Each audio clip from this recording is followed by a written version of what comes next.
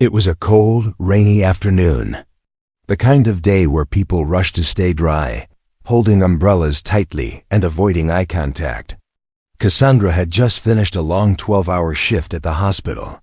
Her back ached, her feet hurt, and all she wanted was to go home, take off her shoes, and drink a warm cup of tea. She stopped at a small gas station on the edge of the highway. The parking lot was nearly empty, the rain falling hard against the pavement. She parked her old car and walked toward the pump. As she inserted her card, she noticed a large motorcycle next to her. A big man stood beside it, wearing a thick black leather jacket soaked with rain. His beard was long, and his face was rough. The words "Hell's Angels" were stitched on the back of his jacket. Cassandra had heard of that name before. Most people would cross the street to avoid such a man. He was holding a gas nozzle in one hand and a wallet in the other, but he looked frustrated. His brow was furrowed, and he kept shaking his head. Cassandra glanced at him quickly, then looked away. But something made her look again. The man mumbled something, then walked into the small store. A few minutes later, he came back out and looked around. Cassandra noticed he looked helpless. She saw him pat his jacket, then search through his pockets again and again. He dropped the wallet and cursed it under his breath. It was clear something was wrong. Normally, Cassandra wouldn't get involved. She had her own problems. She had bills to pay, groceries to buy, and a teenage daughter waiting for her at home. But something about the way the man stood there, wet, frustrated, and clearly in trouble, touched her heart. She took a deep breath, walked over and said softly, "Are you okay?" The man looked at her, surprised. He was big, at least 6.5 feet tall, and she felt tiny next to him. But his eyes weren't angry or mean. They were tired. He hesitated for a second, then said, "Lost my wallet. Must have dropped it somewhere on the road. Can't pay for gas." Cassandra nodded. "How much do you need?" The man raised his eyebrows. "Just need enough to get to the next town." Without another word, Cassandra walked back to the card. Reader inserted her debit card and said, "Go ahead. Fill it up." The man stared at her. "You don't know me. Why would you do that?" She smiled tiredly. "Because I've been there too." He didn't say thank you right away. He just nodded, quietly filled his tank, then gently placed the nozzle back. Cassandra didn't expect anything more. She wasn't doing it for praise. She got into her car and drove away as the rain kept falling hard on the windshield. That night, Cassandra told her daughter about the biker at the gas station. "You did what?" her daughter said, shocked. "What if he was dangerous?" Cassandra shrugged. "He looked like he needed help." She didn't think about it much after that. She had a shift the next day, and life was always busy. Her alarm rang early the next morning, and she followed her usual routine: shower, breakfast, coffee. She was about to step outside when she heard a strange sound. A deep, low rumble shook the walls. She opened her front door, confused. What she saw next made her heart skip a beat. Motorcycles, dozens of them, all lined up across the street. Loud engines, shining chrome, big leather jackets. Her neighbors peeked out from windows. Some stepped back in fear. A few even locked their doors. And then she saw him, the same man from yesterday. He took off his helmet, walked up to her slowly, and stood still, staring at her. Cassandra's heart was racing. Had she done something wrong? The man reached into his jacket and pulled something out. It wasn't a weapon. It was a small bouquet of flowers. Wet from the rain, but still fresh. "Thanks for helping me yesterday," he said quietly. Cassandra blinked in disbelief. Then she noticed the other bikers. Some held grocery bags. One had a toolbox. Another carried a folded tarp. She opened her mouth to speak, but no words came out. The man simply added, "We don't forget kindness, ever." Cassandra didn't know what to say. The rain was still falling, but for the first time in a long while, it didn't feel cold anymore. That moment would be the beginning of something she never expected, something powerful, strange, and beautiful, and it all started with one simple act of kindness. Asterisk, the rumbling sound grew louder. Cassandra stood frozen in her doorway, still wearing her morning sweater and slippers. Her coffee cup trembled slightly in her hand as she stared at the street filled with motorcycles. Engines roared like thunder, shaking the calm of the neighborhood. Every biker wore black leather, many with patches she didn't recognize. But one stood out, the man she had helped yesterday. The same man whose gas she paid for. The neighbors were watching now. Some were peeking through their blinds, while others stepped onto their porches, whispering nervously. It wasn't every day that so many bikers showed up in one place, especially in a quiet neighborhood like this. Some people looked worried. Others looked scared. Cassandra's daughter, Leah, rushed to the window. "Mom, what is that? What's going on?" I don't know," Cassandra said softly, still staring at the man walking toward her house. Stepped up to the porch slowly, removed his helmet, and held it under his arm. Rain dripped from the edge of his leather jacket. His beard looked even longer up close, and his eyes were just as serious, but softer now. "Morning," he said. Cassandra took a cautious step forward. You're the man from the gas station. "Name's Hawk," he said, offering a nod. "And these are my brothers." She glanced at the street. Over 20 bikers stood beside their motorcycles, watching silently. Some of them had tattoos running down their necks. Some wore sunglasses despite the cloudy sky. But none looked threatening. They just looked serious. "I hope we didn't scare you," Hawk said gently. "We're not here to cause trouble." Cassandra hesitated, then nodded slowly. "Then, why are you here?" Hawk reached into his pocket and pulled out a small folded piece of paper. It looked like a receipt from the gas station. He held it out to her. "You helped me yesterday. No questions, no judgment. You didn't even ask my name. You just did it." She took the paper slowly, confused. "It wasn't a big deal." "To us it is," Hawk replied. "In our world, people don't usually help without wanting something in return, but you did. So we came to return the kindness." One of the bikers behind him stepped forward and placed a box at the foot of her porch. Another followed with a heavy bag of groceries. A third walked up carrying a box of diapers and cleaning supplies. Cassandra's eyes widened. "Wait. What is all this?" Hawk smiled faintly. "We asked around. One of the guys talked to your neighbor. Heard you're raising your daughter alone. Heard you work night shifts at the hospital. Figured you could use a little support." Cassandra was speechless. For a moment, she thought this might be a prank, or maybe some sort of misunderstanding. But every man standing there looked completely serious, not angry, not dangerous, just grateful. Leah came to the door, staring at the scene with wide eyes. "Mom, are those bikers giving us food?" Cassandra slowly turned to her daughter and nodded. "I think they're giving us a lot more than that." Another biker stepped up and handed over an envelope. "We passed the hat around last night," he said. "It's not much, but it should help with bills or groceries." "I can't take this," Cassandra said quickly, stepping back. Hawk raised his hand gently. "You already did your part. You gave when you didn't have to. Let us do the same." She looked down at the envelope. It felt thick, not just a few dollars. More than she could have ever expected. She didn't know how to say thank you. Her throat tightened and tears filled her eyes.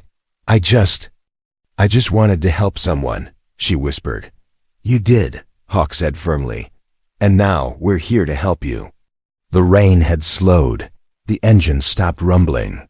One by one, the bikers smiled, nodded, and gave small waves as they placed more supplies on her porch. Cassandra wiped her eyes and smiled for the first time that morning.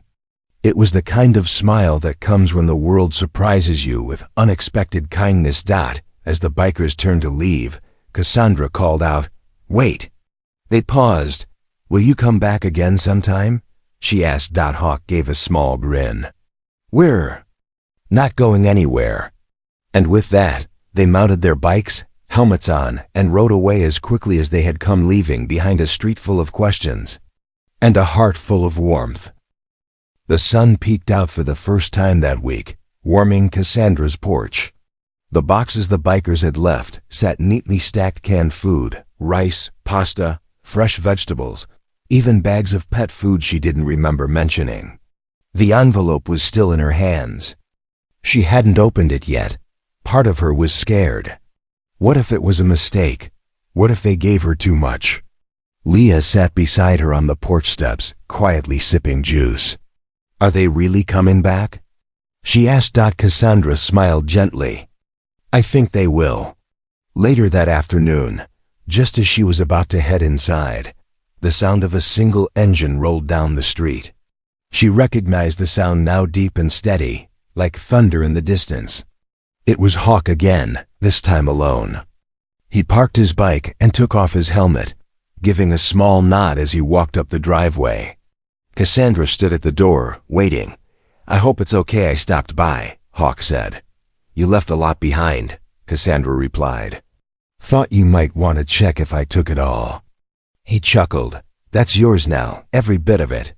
She invited him in, and they sat at the kitchen table. The small home smelled of baked bread and lemon-scented cleaner. It was modest but warm. Hawk placed a small photo on the table. That's my mom, he said. She passed away 2 years ago. Cassandra looked at the photo of an older woman with kind eyes and silver hair. She looks gentle. She was strong too. I was rushing to get to the hospital when you found me at that gas station. My brother called and said Mom's breathing had worsened. I didn't want to miss her. Cassandra placed her hand over her mouth. Oh no, did you make it in time? He nodded. Barely. Because of you. I got there just in time to say goodbye. Silence filled the room. Cassandra felt tears welling up in her eyes. She hadn't known. To her, it was just a small favor, less than $20 of fuel. But to him, it was a moment he could never get back if missed. She raised me to always pay back kindness, Hawk continued. She told me, real strength isn't in how you look, it's in how you treat people who can't do anything for you. That's what you did. Cassandra wiped a tear and whispered, I just did what I hoped someone would do for me. They sat in quiet understanding for a few moments. Then Hawk reached into his jacket and placed another envelope on the table. I know you didn't ask for anything. That's why it means more. Cassandra hesitated. But I'm not part of your group. You're more than that, Hawk interrupted. You're someone we now protect, and someone we owe. She finally opened the first envelope from yesterday. Her eyes widened. It was full of cash, hundreds of dollars. Bills stacked carefully, folded neatly. She was speechless. I can't take this, she whispered again. Yes, you can, Hawk replied gently. That's for your daughter's school, your house repairs, or anything else. We're not buying your kindness. We're honoring it. Cassandra leaned back in her chair, overwhelmed. In her whole life, she had never experienced something like this. People often walked past her like she didn't matter. As a single mother, she was used to doing things alone, getting by on little, and never expecting anyone to help. But these men, rough on the outside, feared by many, were the ones who showed up when no one else did. A few minutes later, another bike pulled into the driveway, then another. One by one, the bikers returned, not to cause trouble, but to finish what they started. One brought tools and checked her broken porch steps. Another patched a loose gutter. A few installed a new door lock, one stronger than before. Leah stood by the window, watching in amazement. Mom, they're fixing everything, she said with wide eyes. Cassandra nodded, still trying to process it all. It wasn't just the money. It wasn't even the repairs. It was the feeling that someone cared. That her good deed, something she had done without thinking, had created a wave of goodness in return. As the bikers worked, Some neighbors came out cautiously. One even crossed the street and asked, "Are you okay? Do you need help?" Cassandra smiled. "They're helping me more than I ever expected."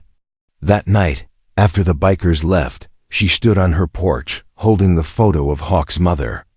She looked up at the stars and whispered, "Thank you for raising a man who remembers kindness." And deep down, she knew this wasn't the end of something. It was just the beginning. A few days passed since the bikers had come to Cassandra's house. Life started to feel a little different now. Her porch no longer creaked. The broken gutter was fixed. The new front lock clicked smoothly into place. There was even a sturdy metal mailbox installed by one of the bikers who had said, "A strong home needs a strong gate." But what changed more than anything was the feeling in her heart. For the first time in years, Cassandra didn't feel alone. One evening, she got a text from an unknown number. "Got time to talk?" "Hawk," she replied simply. "Yes, come by." Minutes later, the familiar deep growl of a motorcycle echoed through the neighborhood. Leah didn't even flinch anymore. She was already opening the door by the time Hawk parked in front of the house. This time, he brought something new: a folded flannel blanket, a box of tea, and a small wooden box. "What's in there?" Cassandra asked. He placed the wooden box gently on the table. "Stories," he said. He opened the lid. Inside were old photographs, some black and white, some faded. Most showed tough men in leather jackets standing beside motorcycles. But the smiles on their faces were real. And in the background of some photos were women, mothers, wives, even kids smiling too. "These are my brothers," Hawk said, picking up a photo of a young man with a sharp jawline and tattooed arms. "This is Joker, served 2 tours in Afghanistan. He lost 2 fingers in a roadside bomb, never talked to anyone after that. Until a teacher gave him a second chance, he moved to another. This is Chains, spent 5 years in prison. Got out and couldn't get a job. A waitress gave him a free coffee one freezing morning. He never forgot that." Photo after photo, story after story, Cassandra listened. Each biker had been broken at some point, by war, by pain, by the system. But each one had someone who showed them a little kindness. And that one act always stayed with them. Cassandra leaned in. "Is that why you all do this? Help people?" Hawk nodded. "It's not something we advertise. Most people see the jackets and think trouble, but we live by a code." "What code?" He looked her in the eye. "You protect those who protect others. You repay those who give when they have little. And you never forget someone who treats you like a person, even when the world sees you as a monster." Cassandra swallowed hard. That line stayed with her. She'd never seen herself as someone special. She just helped when she could. But now she understood why it mattered. Hawk reached into his vest pocket and handed her a patch. It was a small black circle with white wings and a red heart in the middle. "We don't give these out often. It's not official, just something our crew made years ago. But it means something." "What does it mean?" she asked softly. "That you're one of us," he said. Cassandra held the patch gently, like it was something fragile. "I don't ride motorcycles," Hawk smiled. "You ride something bigger, kindness, and it travels faster than any engine." They sat together until the sun dipped behind the houses. Hawk didn't talk much after that. He just drank the tea she offered and watched Leah do her homework at the kitchen table. Before he left, he stood at the door and looked around. "You know," he said, "before I met you, I hadn't smiled in weeks. Not once. I was carrying too much. And then you showed up and reminded me, people like you still exist." Cassandra looked down, trying to hide her tears.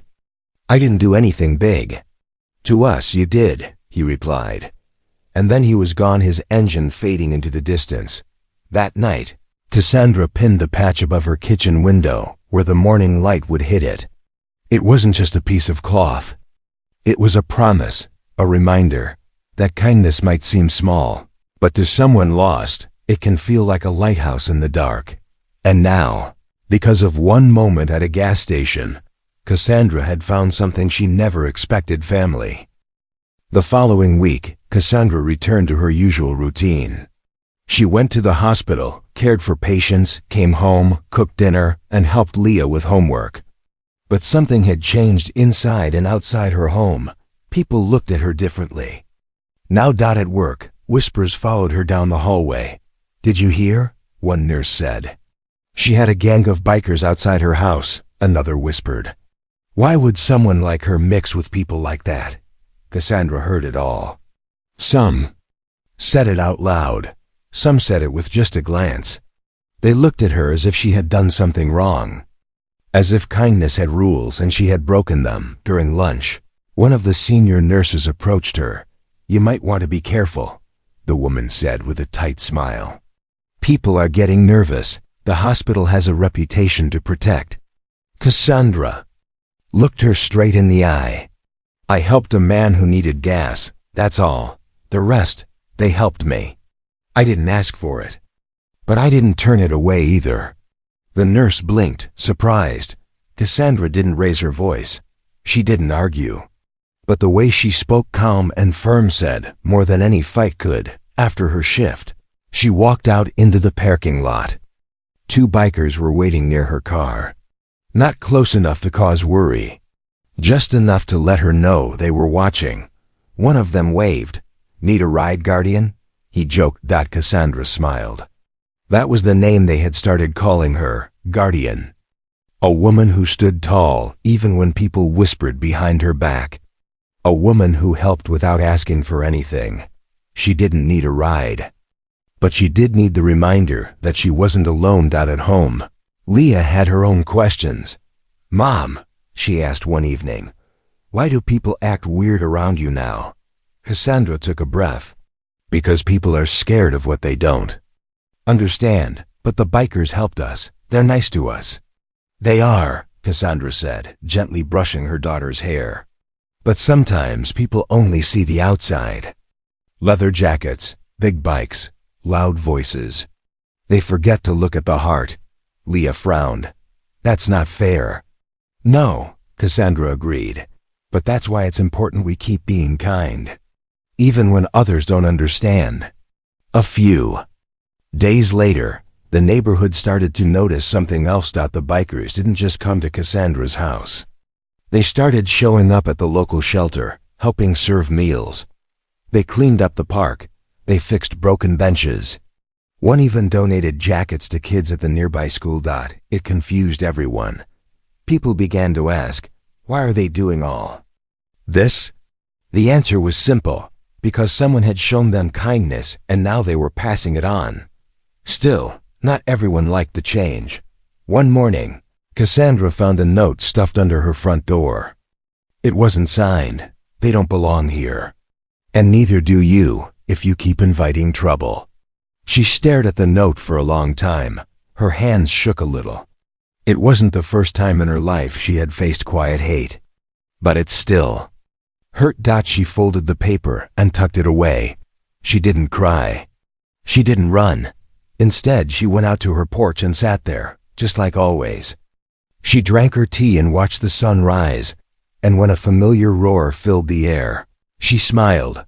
Hawk pulled up, followed by 2 more bikes. They parked carefully, respectfully. No loud music. No revving engines. Just presence. He looked at her face and knew something was wrong. Someone said something, he guessed. Cassandra nodded slowly. "Want us to handle it?" one of the other bikers asked, half joking. She shook her head. "No, I've handled worse. And I've got something stronger than hate." "What's that?" Hawk asked. She held up the patch they gave her. "Love that doesn't care how loud your bike is." They all laughed. It wasn't forced, it was real. That night, as she stood in her kitchen, Cassandra realized something important. She had always been strong through long shifts, raising a child alone, paying bills on a nurse's salary. But now that strength was visible, not just to her, but to the world. She had never asked for recognition. She just gave silently. But now people were watching, some with fear, some with admiration. and others, with curiosity. And that's when Cassandra understood. She was becoming more than just a woman who helped a stranger. She was becoming a symbol of something bigger. Asterisk, it was a Friday evening. The sky was orange and purple, and Cassandra had just finished washing dishes. Leah was watching a movie in the living room, laughing at something silly. Everything felt calm, safe. The kind of evening that makes you forget the world can sometimes be cruel. Then came the banging on the door, not a knock. A bang, loud, fast, angry. Cassandra's heart jumped. Leah sat up, scared. "Mom?" She held up her hand. "Stay here. Don't open the curtains." She walked slowly toward the door, careful not to make noise. Another bang echoed through the house, followed by loud voices outside. "I saw her. This is the house. She's the one with those biker freaks." Cassandra's hands trembled slightly as she looked through the peephole. There were 3 young men, late teens, maybe early 20s, wearing hoodies and baseball caps. One had a bottle in his hand. Another had something sharp tucked into his waistband. They were laughing, but not in a friendly way. "Open up, lady," one of them yelled. "Let's see if your biker boyfriends are here now." Cassandra stepped back, her mind racing. She grabbed her phone, hands shaking, and tried to dial 911, but then she froze. That sound, the deep, powerful rumble of engines. It came from the end of the street, rolling in like a wave of thunder. First one, then 3, then more. Within seconds, a wall of motorcycles lined the curb. The young men outside stopped laughing, their heads turned, engines cut. Boots hit pavement. Hawk was the first to step forward. He wasn't smiling. Behind him were a dozen others, silent, but ready. One wore chains on his belt. Another cracked his knuckles, but none of them touched a weapon. They didn't have to. They didn't need to speak. The message was clear. The boys stumbled back. "We didn't do anything," one shouted. "You were about to," Hawk said calmly, his voice low and full of warning. We were just kidding around." Another stammered. "You picked the wrong house to joke with," one of the bikers growled. In seconds, the 3 boys took off, running down the street and out of sight. Cassandra opened her door slowly, her breath shaky. Leah rushed to her side, wide-eyed. Hawk walked up to the porch. "You okay?" Cassandra nodded. I think so. I didn't know what to do." "You did the right thing," Hawk said. "You called us in your heart. That's enough." One of the bikers handed her a walkie-talkie. "Keep this by your door," he said. "Channel 3, we're always listening." Cassandra held it tightly. It felt like a strange gift, but somehow comforting. That night, the bikers stayed. They parked outside her house, quietly watching, like guardians in leather armor. Some leaned on their bikes, others sat on the porch. They didn't laugh, they didn't talk much, but their presence spoke louder than any words, and word traveled fast. By morning, neighbors knew exactly what had happened. Some were shocked, others were impressed. A few even came by to check on her, offering awkward smiles and nervous greetings. One older man from 2 doors down said, "If I ever get in trouble, I'm calling you, or them." Cassandra chuckled. "You'll be safe either way." Leah couldn't stop telling the story. At school, she told her friends, "Yeah, the bikers showed up and scared them off. My mom's kind of famous now." And in a way, she was, but Cassandra didn't feel powerful. She didn't want revenge. She didn't want people to fear her. She just wanted peace. That night, she sat on the porch with Hawk. "You didn't have to come so fast," she said softly. "We were already nearby," he replied. "We keep an eye on you, always. I didn't expect trouble." "Trouble doesn't knock, it kicks the door," he said. She nodded. "Thank you." Hawk looked up at the stars. "You know, a lot of people think strength comes from fists or power, but real strength is quiet. You showed it at the gas station. You show it every day." Cassandra smiled. Sometimes I don't feel strong. Feeling weak doesn't mean you're not strong, he said. It just means you care. They sat in silence for a while, watching the night sky. The sound of frogs croaking in the distance, the gentle breeze, the occasional bike engine far off, and in that peaceful moment, Cassandra understood something deep. She had once helped a stranger.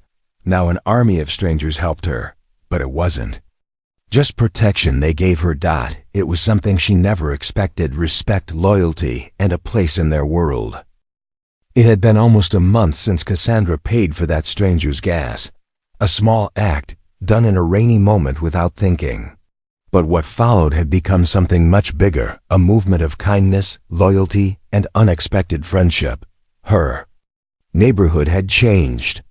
At first, people were afraid of the bikers who showed up at her door. But now, they waved when they rode by. Some even smiled. And Cassandra? She had become something of a legend in her community. One Sunday morning, while Leah was still asleep, Cassandra was sweeping the front porch. The air smelled like summer, warm and fresh.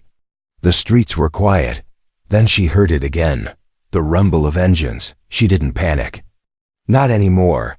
She stepped down the porch and waited as 3 bikes pulled into her driveway. Hawk was in front, as always.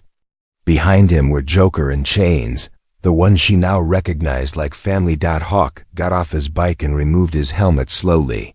But today, his face was different, softer, a little nervous even. He reached into his saddlebag and pulled out something carefully wrapped in black cloth. Then he stepped closer. "We got something for you," he said quietly. Cassandra tilted her head. "More groceries?" he chuckled. "No, this is different." He opened the cloth and revealed a custom-made leather vest. It was smaller than the ones the men wore, sleek, clean, designed for someone who never asked for attention, but had earned it. On the back, in silver stitching, were the words, "Honorary Guardian, ride with respect." On the front was a patch that read, "Family. Earned, not given." Cassandra's eyes filled with tears before she could even speak. She pressed her hand to her mouth and shook her head slowly. "You made this for me?" Hawk nodded. "We talked about it. All of us. This isn't just a thank you. This is a bond. But I don't ride," she whispered. "You ride with us," Chain said. "Every time you gave when you didn't have to. Every time you stood tall. That's what matters." Joker stepped forward, placing a small key in her hand. "Also, there's a bike out back." "What?" They all laughed. "Not a big one," Hawk said.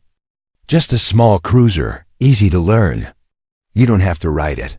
Just know it's yours." Cassandra looked down at the vest, then at the key. She couldn't stop smiling, though her hands trembled from emotion. "I don't even know what to say." "You already said it," Hawk replied. "The day you helped me. The day you saw a man in need, not a patch, not a reputation, just a man." She held the vest against her chest and closed her eyes for a moment. It wasn't about the clothing or the key. It was what it meant. Respect, belonging, a place in a world she never thought she'd be part of. Later that afternoon, the group rode with her, just a short ride down the neighborhood street. She didn't get on the bike yet, but she stood tall. Next to them, wearing her vest proudly, neighbors came outside. Some clapped. Some took photos. Kids waved.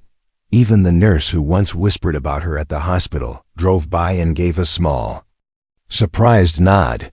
That night, Cassandra sat on the porch with Leah, watching the sunset. "You looked cool in that vest," Leah said. Cassandra laughed. "I felt nervous, but proud too." Leah leaned her head on her mother's shoulder. "I'm proud of you." A tear slid down Cassandra's cheek, but it wasn't from sadness. She had lived so long trying to survive, working hard, doing the right thing, and never asking for thanks. But now, someone had seen her heart and honored it. It didn't matter that she was a single mom. It didn't matter that she wasn't rich or powerful. What mattered was that she cared when no one else did. And now, because of that simple act at a gas station, she would always have a seat at the table, even if it was on the back of a motorcycle. As the stars came out, she looked up at the sky and whispered, "Thank you, God, for that rainy day." Because sometimes, a storm doesn't come to destroy you. Sometimes, it comes to bring you family.